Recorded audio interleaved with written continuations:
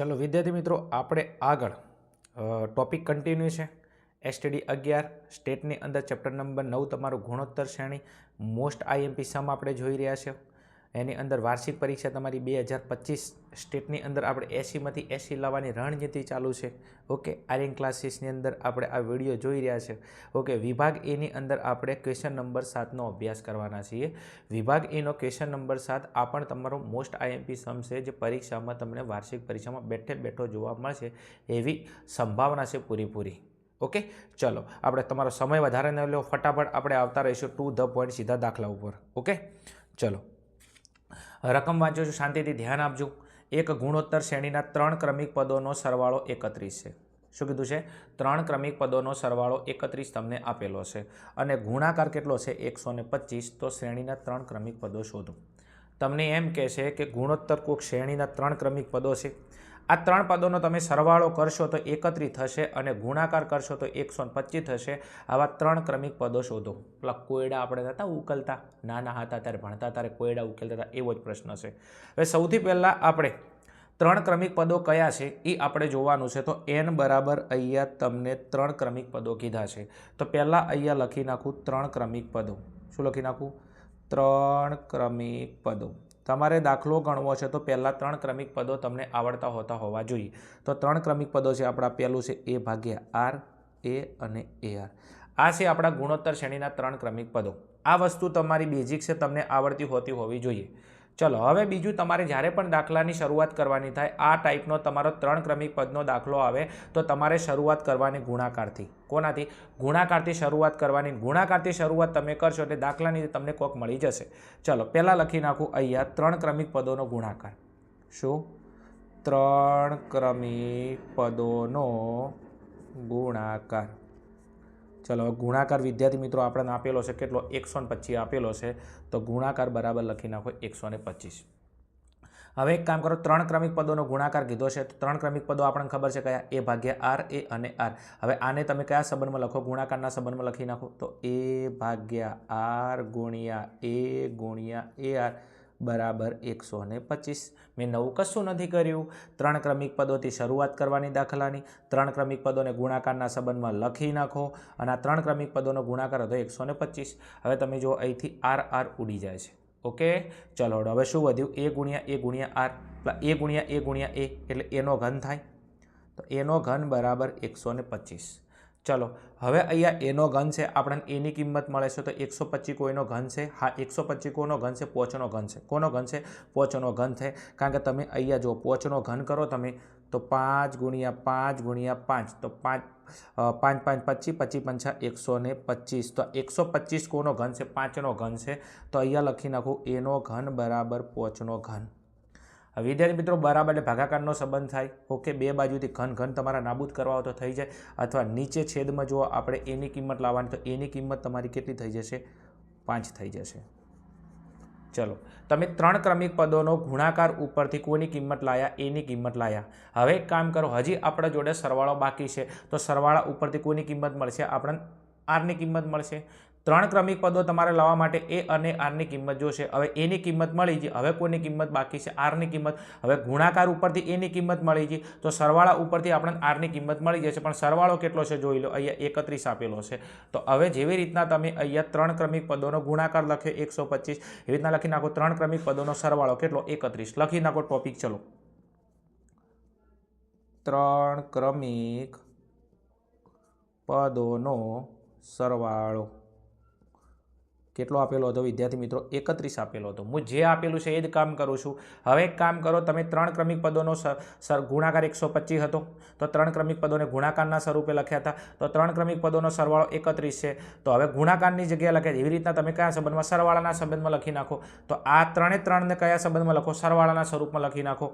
તો a ભાગ્યા r plus a ar બરાબર કેટલા છે? 31 આપેલા છે આપણે। હવે શું કામ કરશો?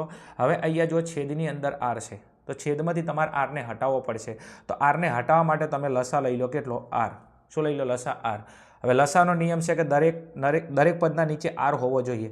હવે જો આ a છે, એના નીચે r છે તો એને ગુણવાની જરૂર નથી, તો ઉપર a એમના એમ। હવે જો આ એના નીચે 1 છે તો નીચે આર લાવવાનો છે આપણે લસા તરીકે, તો એકને આર વડે ગુણું તો ઉપર કેટલા વડે ગુણું? આર વડે ગુણું. નીચે તો આર આવી ગયો છે તો ઉપર એ ગુણ્યા આર એટલે કેટલા? એ આર.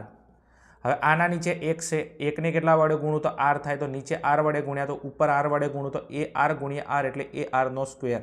શું? એ આરનો સ્ક્વેર બરાબર 31. કેટલા? 31. હવે અહીંયા આર અને 31 વચ્ચે ગુણાકારનો સંબંધ છે, તો 31 ગુણ્યા આર એટલે કેટલા? 31 આર. તો ઉપર જે વધ્યું એમને એમ લખી નાખો. શું છે? એ પ્લસ એ આરનો સ્ક્વેર બરાબર 31 ગુણ્યા આર એટલે કેટલા? 31 આર. ચલો હવે વિદ્યાર્થી મિત્રો આ દરેકની અંદરથી જો એ અને એ આ ત્રણેય જગ્યાએથી એ કોમન નીકળશે, તો એ કોમન કાઢી નાખો. ચલો એ કોમન નીકળે છે તો અહીંયાથી એ કોમન કાઢ્યો, જે વધ્યું એને લખો. અહીંથી એ જતો રહ્યો, કંઈ ના વધે તો 1. અહીંથી એ જતો રહ્યો, કેટલા વધ્યા? આર વધ્યા. અહીંથી એ જતો રહ્યો, કેટલા વધ્યા? આરનો સ્ક્વેર વધ્યો બરાબર કેટલા વધ્યા? 31 આર. ઓકે, ચલો હવે શું કામ કરી નાખો. હવે તમને ખબર છે આપણી જોડે એની કિંમત છે કેટલી? એની કિંમત અહીંયા આપેલી છે. જો એની કિંમત કેટલી લાવ્યા હતા? 5. તો હવે એની કિંમત મૂકી દો અહીંયા. તો અહીંયા એ બરાબર કેટલા હતા? 5. ઓકે, તો અહીંયા એની કિંમત તમારી જે 5 હતી. ઓકે, તો હવે એની જગ્યાએ 5 મૂકી દો, તો અહીંયા મૂકી દો 5. અહીંયા 1 પ્લસ આરનો સ્ક્વેર બરાબર 31 આર. ચલો હવે શું કામ કરશું? તો આ 5 આખા કૌંસને ગુણશે, તો 5 1ને ગુણશે, 5 આરને ગુણશે, 5 આરના વર્ગને પણ ગુણશે, તો 5 ગુણ્યા 1 એટલે 5 એકા 5 પ્લસ 5 ગુણ્યા આર એટલે કેટલા? 5 આર પ્લસ 5 ગુણ્યા આરનો વર્ગ, તો 5 આરનો વર્ગ બરાબર 31 આર. ચલો હવે શું કામ કરીશું? તો આ બધાને એમને એમ રાખો. આ 31 આર બરાબરની અહીંયા ચઈ બાજુ છે? બરાબરની અહીંયા જમણી બાજુ છે, અને ડાબી બાજુ લાવો તો બરાબરની અંદર જશે તો 31 આર પ્લસમાં છે, સામે જાય તો માઇનસમાં. નિયમ છે મેથેમેટિકનો કે કોઈ પણ બરાબરની ડાબી બાજુથી જમણી બાજુ જાય કે જમણી બાજુથી ડાબી બાજુ જાય તો નિશાની ચેન્જ થઈ જાય. પ્લસ હોય તો માઇનસ થાય, માઇનસ હોય તો પ્લસ થઈ જાય. તો ચલો 5 પ્લસ 5 આર પ્લસ 5 આરનો સ્ક્વેર. હવે 31 આર બરાબરની અંદર લઈ જાઓ તો માઇનસ 31 આર બરાબર કેટલા થઈ જશે? અહીંયા 0. ચલો સમજાય છે ને? સમજાતું હોય તો કોમેન્ટની અંદર કહેજો કે હા સાહેબ તમારી મેથડ અમને સમજાય છે. ચલો હવે તો અહીંયા તમે જો આ 5 આર વાળા પદનું સાદુરૂપ આવે એવું છે, તો 5 આર પ્લસમાં છે, 31 આર માઇનસમાં છે.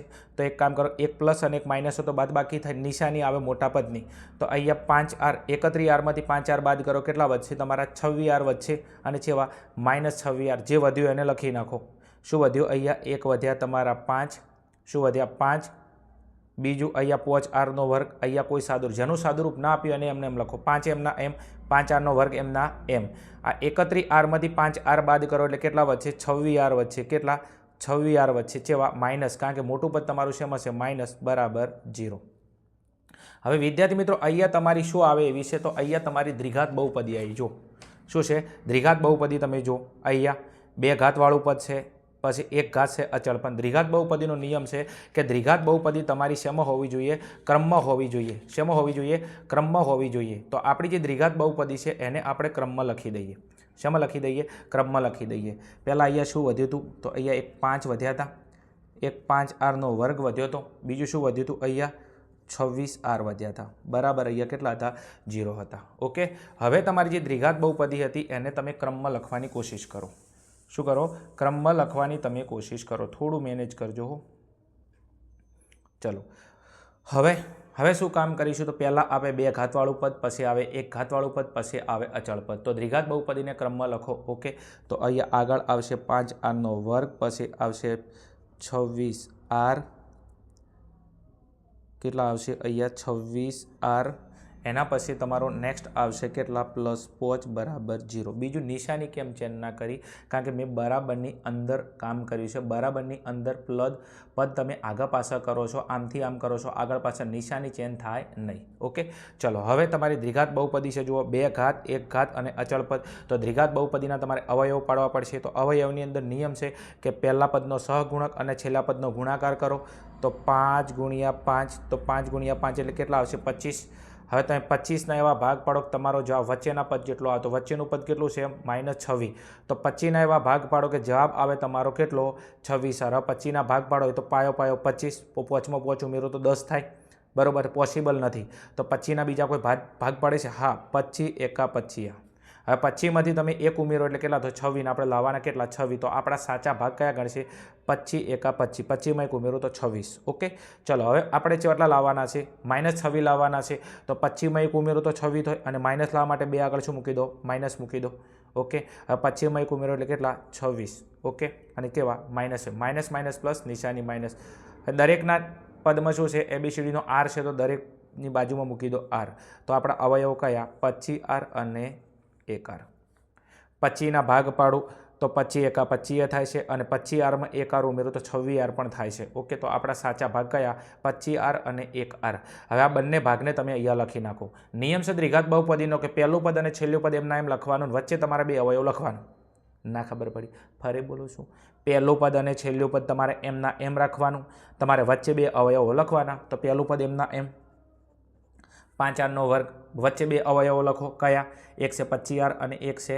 હવે 1R લખવાની જરૂર નહીં તમે ખાલી R લખો ચાલશે કારણ કે ઓલરેડી Rના આગળ કેટલા છે 1 છે ચલો તો અહીંયા લખી નાખું 25R માઇનસ R પ્લસ 5 બરાબર 0 મેં તમને શું કીધું એક આગળ 1 લખવાની જરૂર નથી કારણ કે કોઈ પણ પદના આગળ ઓલરેડી 1 હોય છે હવે અહીંયા 2ની જોડી બનાવો રબને બનાવી જોડી ઓકે તો હવે એક કામ કરી નાખો અહીંયા આ બંનેની અંદરથી કોમન કાઢો આ બંનેની અંદરથી કોમન કાઢો વચ્ચે જોડતી નિશાની છે માઇનસ આને યાદ રાખજો ચલો અહીંયા જો અહીંયા 5 છે અહીંયા 25ના ભાગ પાડે પાયો 25 તો બંને જગ્યાએથી 5 કોમન નીકળે તો 5ને કોમન કાઢો અહીંયા પણ R છે અહીંયા પણ R છે તો Rને કોમન કાઢી નાખો ચલો હવે અહીંથી 5 જતા રહ્યા Rના વર્ગમાંથી R જતો રહ્યો તો કેટલા વધ્યા R વધ્યા નિયમના અહીંયા શું છે માઇનસ તો અહીંયા મૂકી દો માઇનસ અહીંયાથી R તો કોમન જતો રહ્યો પતી ગયું પાયો 25માંથી 5 જતો કેટલા વધ્યા અહીંયા હજી પણ 5 વધે છે અહીંયા નિયમના તમારા માઇનસ અહીંયાથી જો R છે અહીંયા 5 છે કશું કોમન ના નીકળે કશું કોમન ના નીકળે તો દ્વિઘાત બહુપદીનો નિયમ છે 1 કોમન કાઢો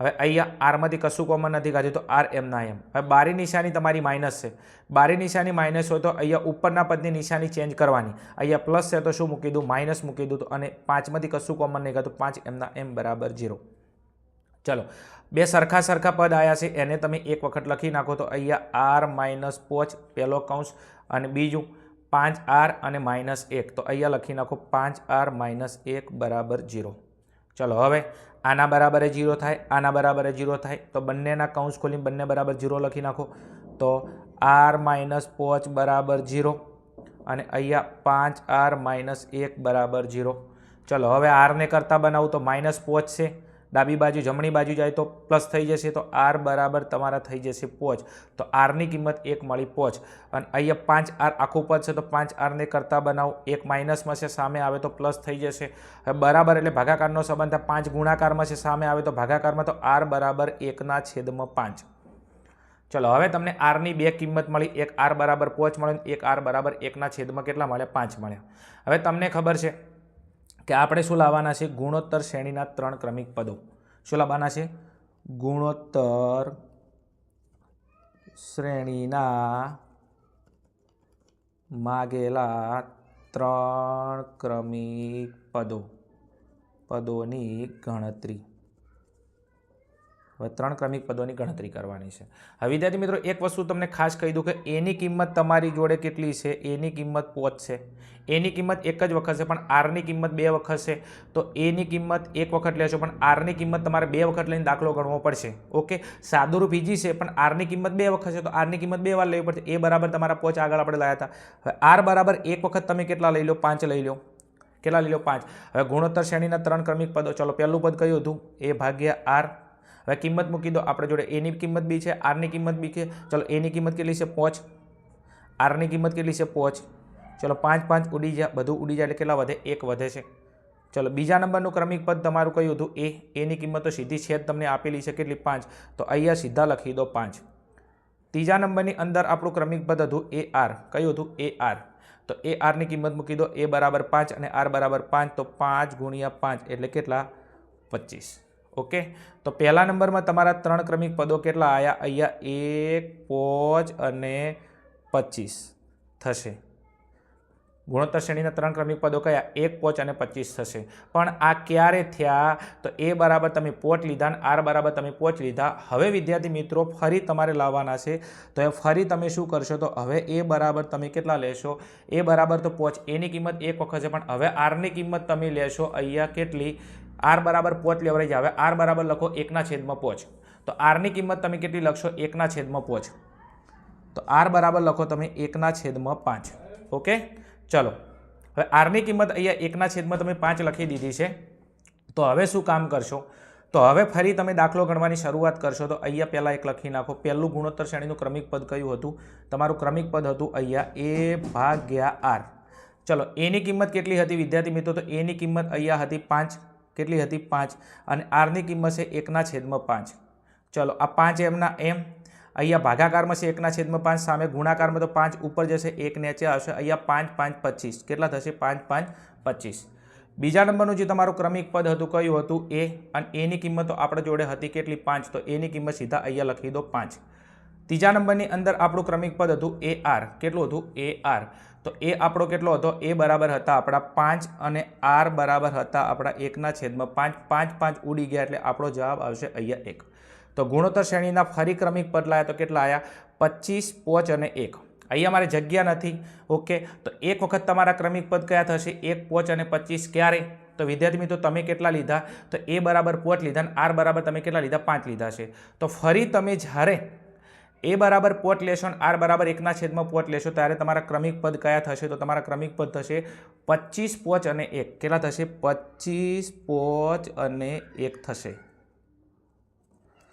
હવે આ છે તમારા 3 ક્રમિક પદો. એક આર્યા અને એક આર્યા. જગ્યાના અભાવથી આ લખેલા છે.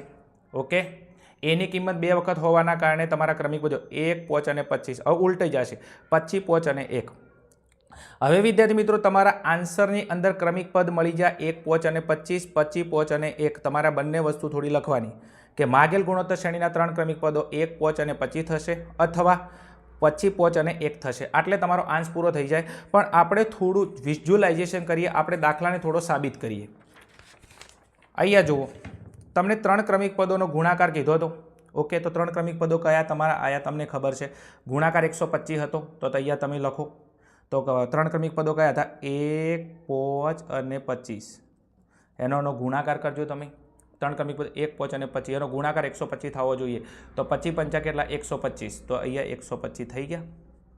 25 પંચા 125, 125 એટલે 125. ચલો, 3 ગુણાકાર કેટલો થઈ ગયો? 125. મતલબ કે 3 ક્રમિક પદો આપણા સાચા કયા છે? 1, 5 અને 25. ઓકે, બીજું એનો સરવાળો તમે જુઓ.